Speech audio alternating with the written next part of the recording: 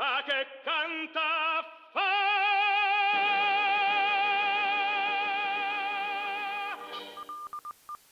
Signore e signori, buon ascolto. È venerdì 21 agosto 1925. Il nostro bollettino odierno si apre sulle colonne della grande stampa europea, dove a dominare la scena è la questione dei debiti di guerra. L'accordo tra Belgio e Stati Uniti, accolto con sorpresa e diffidenza da Parigi, viene seguito con estrema attenzione anche a Roma, perché anticipa ciò che potrebbe accadere quando l'Italia si troverà a negoziare le proprie scadenze. Ma oggi non c'è soltanto la diplomazia internazionale. Sfogliando il giornale d'Italia del giorno prima, torniamo a leggere le parole del filosofo Benedetto Croce contro l'imperialismo spirituale invocato dal professor Ciarlantini. Uno scontro che ha acceso la risposta dei quotidiani vicini al governo Mussolini, dall'Impero all'Idea Nazionale fino al Tevere. E infine, dalle cronache di costume, una curiosità giunta da Parigi: la fuga di un leopardo dello zoo finita tragicamente sotto i colpi dei gendarmi. Ecco le voci e i contrasti che oggi, 21 agosto 1925, animano le pagine dei quotidiani.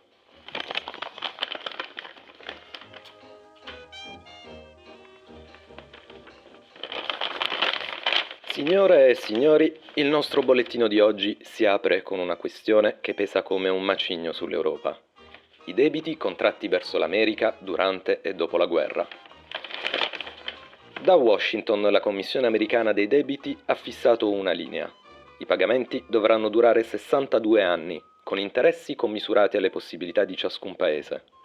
Questa è la regola generale, ma il Belgio ieri ha ottenuto un trattamento speciale. Il suo debito di guerra, vale a dire quello contratto per sostenere lo sforzo bellico durante il conflitto, verrà considerato saldato finché la Germania continuerà a versare le riparazioni fissate dal piano Dawes, approvato l'anno scorso. Rammentiamo, quel piano, varato nel 1924, ha stabilito un calendario di rate per la Germania, con prestiti internazionali e controlli esteri sulle sue finanze, così da consentirle di onorare le riparazioni senza precipitare nel collasso. Diversa invece la questione del debito di dopoguerra, contratto dal Belgio negli anni successivi. Qui nessun privilegio. Bruxelles dovrà pagare come gli altri, 62 anni di rate al 3% di interesse, con qualche facilitazione nelle prime 10 annate.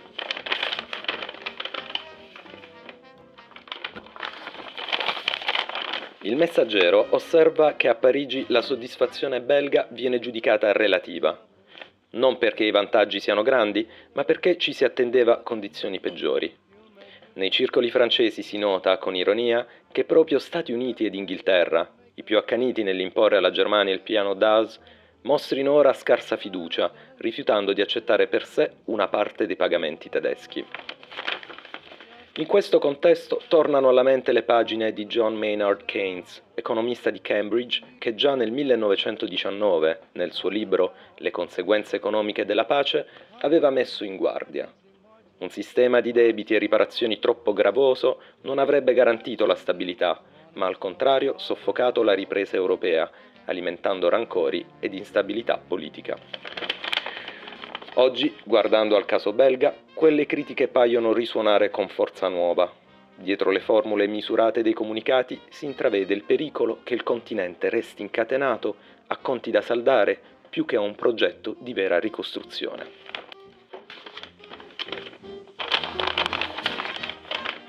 E l'Italia?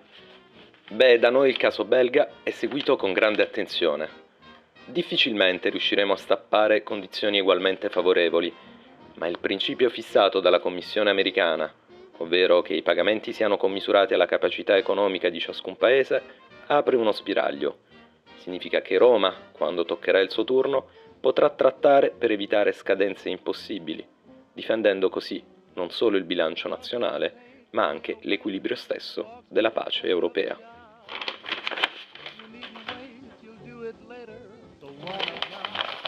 Ed ora una breve interruzione per dare spazio alla réclame del giorno, che troviamo su Il Giornale d'Italia. Per la conservazione e lo sviluppo dei capelli e della barba usate solo chinina migone. L'acqua a chinina migone preparata con sistema speciale e con materia di primissima qualità, possiede le migliori virtù terapeutiche, le quali soltanto sono un possente e tenace rigeneratore del sistema capillare. Essa è un liquido rinfrescante e limpido, interamente composto di sostanze vegetali. Non cambia il colore dei capelli e ne impedisce la caduta. Essa ha dato risultati immediati e soddisfacentissimi anche quando la caduta giornaliera dei capelli era fortissima. Si vende profumata, inodora, al rum o dal petrolio da tutti i farmacisti, profumieri e droghieri. Deposito generale da Migone & Co., via Crefici, Milano.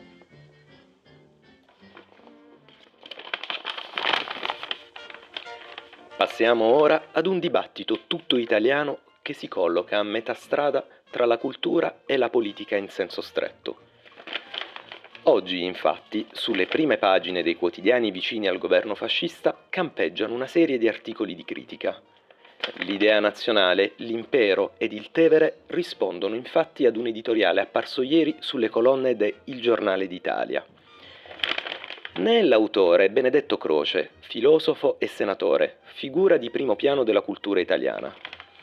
Solo pochi mesi fa, nell'aprile scorso, Croce aveva guidato la stesura del Manifesto degli intellettuali antifascisti, contrapposto a quello fascista promosso da Giovanni Gentile. La sua voce è dunque tra le più autorevoli e anche tra le più scomode nel panorama nazionale. Il suo articolo, intitolato Imperialismo spirituale, prende di mira un libro appena uscito, opera del professor Francesco Ciarlantini, intitolato per l'appunto Imperialismo spirituale, sottotitolo Appunti sul valore politico ed economico dell'arte in Italia. Ciarlantini, docente pubblicista vicino al fascismo, sostiene che l'arte e la cultura italiana possano e debbano essere usate come strumenti di espansione politica, quasi come merci di esportazione per fondare un impero spirituale italiano accanto a quello politico ed economico. Croce insorge contro questa idea, denuncia, parole sue, la pietosa e ridicola arroganza di chi riduce i moti più profondi dell'anima, le opere d'arte e di pensiero, a prodotti da immettere sul mercato estero come fossero tessuti o macchinari. L'arte, ricorda Croce, nasce da un intimo bisogno spirituale e vive di consenso e sensibilità. Non si può fabbricare a comando, né imporre agli altri popoli come un farmaco ingoiato a forza. E con tono severo aggiunge: se davvero vogliamo che la cultura italiana parli al mondo, occorre prima di tutto creare in patria un ambiente favorevole, invece di soffocarlo con violenze, parate e rumori che inducono i giovani al disprezzo dello studio. Diversamente, conclude Croce, non resta che il rischio di renderci ridicoli, mandando all'estero prodotti intellettuali, come se avessero un lasciapassare di partito. Ed eccoci alle reazioni. Cominciamo dall'Impero. L'articolo, firmato da Mario Carli, giornalista e scrittore legato all'avanguardia futurista e al fascismo delle origini, porta un titolo sprezzante: Il becco spirituale. Carli non risparmia invettive contro Croce, definito pedantone tedeschizzante, neutralista filo-tedesco e persino autore più noto e meno letto d'Italia. L'accusa è di appartenere ad un'altra epoca, incapace di comprendere la vitalità della nuova Italia fascista. Laddove Croce vede parolacce, sghignazzamenti e chiassate, Carli esalta invece quella che chiama la frenesia sportiva del popolo italiano, segno di un primato nazionale che a suo dire travolge la vecchia cultura accademica. Sull'idea nazionale il registro non è meno severo. Il giornale definisce Croce un uomo libresco, incapace di misurarsi con la realtà politica, e accusa il filosofo di contraddirsi scrivendo di cultura e religione sulle colonne del Giornale d'Italia, da loro bollato come foglio privo di spessore. Qui l'attacco diventa politico.